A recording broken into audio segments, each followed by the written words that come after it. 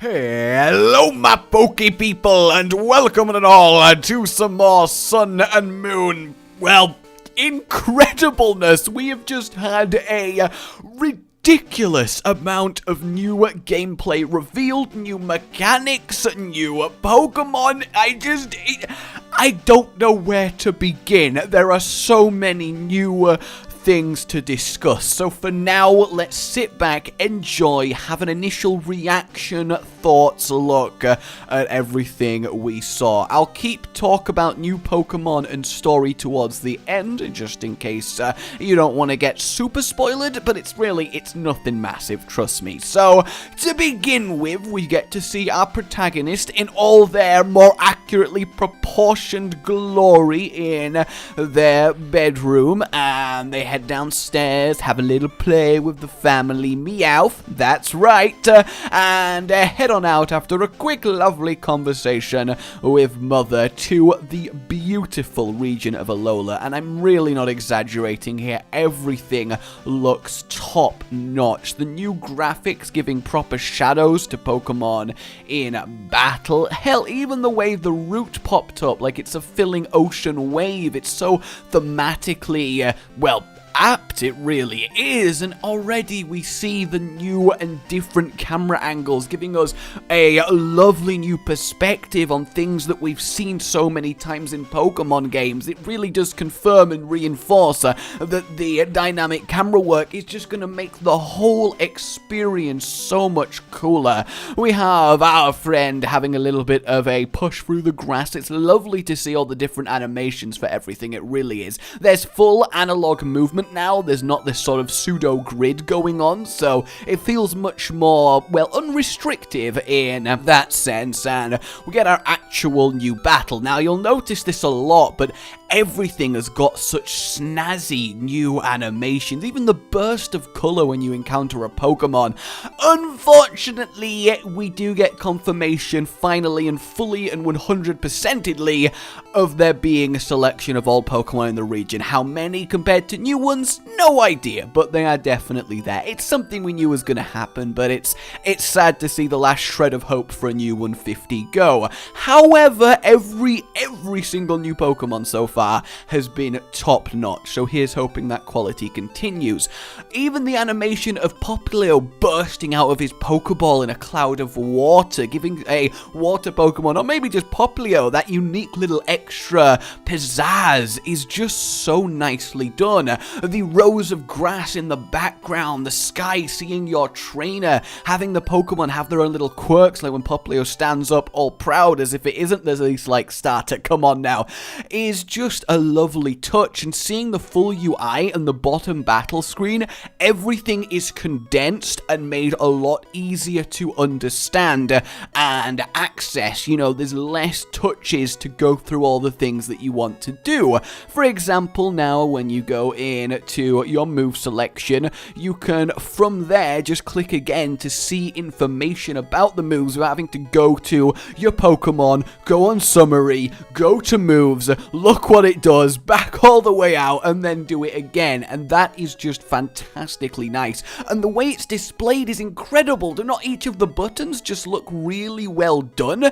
And now finally, we are having ourselves a display of stuff that we've always had to remember. It's very much akin to how we finally got properly integrated EV training. We can now see all of the stats and how they've been raised or lowered by raise or lowering moves. It's very cool, not to mention the fact that you can click on the opponent's Pokemon and get a good bit of info about it. Mainly just its typing, but it's nice the option is there. What's cool as well is you can now tell if a move is not very effective, which is normal, or super effective. It will literally tell you on the move if what you're about to press is super effective or not. Now, a lot of people are like, boo! And I can understand, it lowers the skill ceiling, but let's be honest, Pokemon, it's not the most, intensive game in the world. Now, I admit, I am a massive sucker for, oh yeah, it's immune to that, maybe. Oh wait, no, that's not very effective, because I am so forgetful, because even with hundreds of hours, I forget my type chart, and it is irritating in a way to be punished for not knowing your type chart off by heart, but I understand battling purists being upset at this, but you've got to understand from a new player's perspective and their goal of getting new Pokemon fans, this is a really smart and well thought out decision, and it just makes the whole experience of battling more enjoyable and accessible and less like taking a memory test. And I personally am on board with it, but I definitely understand having your Pokeballs just there ready so you don't have to go to items, Pokeballs, throw them. I mean, it just is so much betterly done. Yep, that'll be the phrase that I'm going for. And it just fits together so nice. Even when you capture it, seeing how it pops up with a lovely colourful registered, the little white Pokeball tells you that it can evolve, that there's other Pokemon connected to it, so you know if there is more to find, and it just, well, it all comes together. They weren't bloody lying. It's awesome.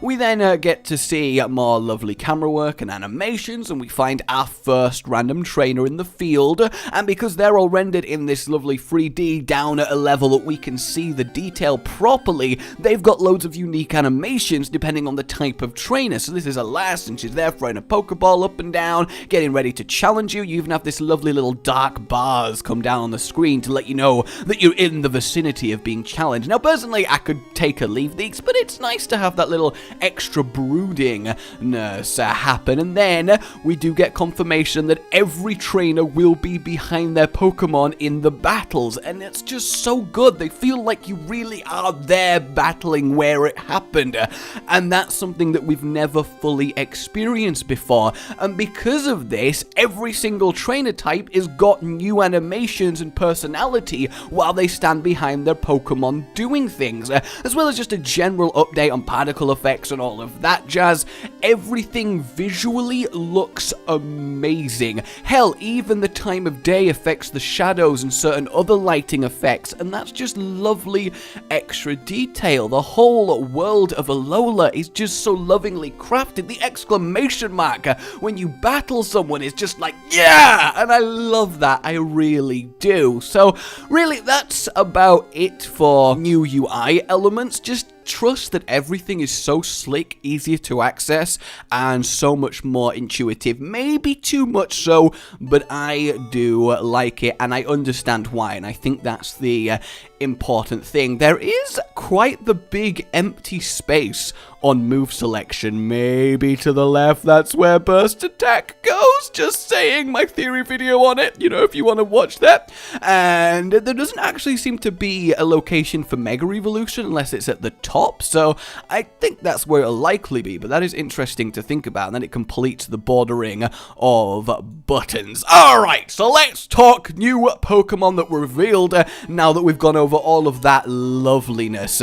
We have ourselves the world's angriest basic normal Pokemon in the form of Yungoos, and obviously it is so furious because it knows it's the basic HM slave of the region. I'm still holding out hopes that HMs are getting an overhaul and you don't need a HM slave, but if we do, sorry Yungoos, I like it, I do. He's got a brand new ability in the form of Stakeout, which makes him do more damage if your opponent swaps in the middle of battle, if I recall correctly, and that's pretty good. I mean, he's fine. He looks like a pretty chill, I say chill Pokemon, what am I? Yeah, the really angry, constantly teeth-baring creature looks pretty chill, but he's well designed, and I do like him. And then we have Piggyback, which is the reveal of the wireframe we saw in the very first Sun and Moon trailer all the way back in February, I think, and it is pretty much what people predicted. It's based on the Woodpecker, starts as normal flying, it's got 2 evolutions, it's the basic bird in the truest sense, but I do really like it. It's got a neat design, and I think it might actually be the best and coolest basic bird and immediately rob that title from Talonflame, or arguably Pidgeot for you Gen 1 purists out there. But once again, the whole interface of just capturing them is just wonderful. And then finally, we have a reveal of, well, the basic bug, a Grubbin. This one's interesting because it's likely to become an electric bug based on it liking electricity as part of its Pokedex entry, and it swings round on wires that it's fired from it with web like a trapeze artist, which is pretty damn cool, and it's got these gnarly claws on the front. I feel like there's a good chance this is going to turn into quite the threatening electric tank of a bug. So yeah, I really like it. I'm not going to go into too much detail now because obviously this is supposed to be just a quick look at the things, and we're already at like 10 minutes, but I don't care, it's all so good. And then we get to see just a little bit of the story. This is all before we got the Rotom deck, so we've not really got much more info on that, but what we do find out, which is very neat, is that each of the islands has a guardian. 4 islands, Lunala, Solgaleo, Zygarde, and then the other leaked name, Marshadow. 4 legendaries, 4 islands, maybe one's Magernia, maybe. But we shall see. That's very cool to know. And apparently the legendaries are going to have a bigger impact on the story and appear more often and be tied in. They're being utilized in a way that's never been utilized before, according to the people behind the game. So that is lovely to see. Maybe a different and more involved story that isn't going to just be terribly boringly predictive. So I am very excited about that. We do see Poplio learn a fairy move, which is interesting. I don't think it means it's going to be Water Fairy, like a lot of people are jumping to conclusions, but it is definitely something to think about, because, I mean, if he does become Water Fairy, then it points at Litten being firefighting, and I don't want to accept that reality. I just don't. We see a sort of ritual take place to honor the guardian of the island that you start on, and this ritual is you battling your friend to appease him with the power and passion of your Pokemon battle. Everyone's there watching, and it's really the big signifier and start of your journey once you win that. So that's very, very cool. And even seeing in the battle screen all the people around the edge, I mean, it just literally is what you were seeing in the overworld almost identically, and that's such a neat, cool thing. And then finally, an entire new way of battling, and it is 4-player free-for-all. You bring up to 3 Pokemon. As soon as one person loses all 3, it's over, and whoever has knocked out the most plus got the most left. So if you knocked out 2 and you got 2 left, that's 4 points. Whoever has the most, they are the winner.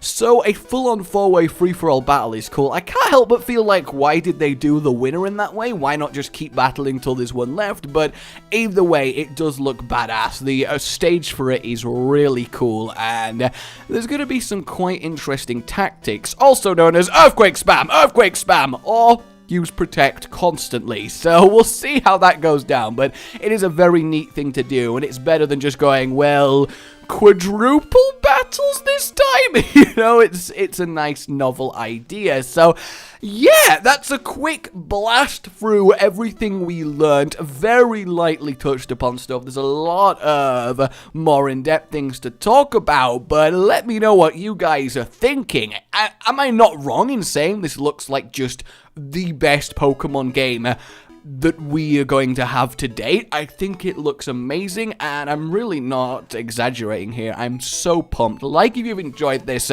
let others know of the Poke Glory and subscribe for more. Oh, goodbye.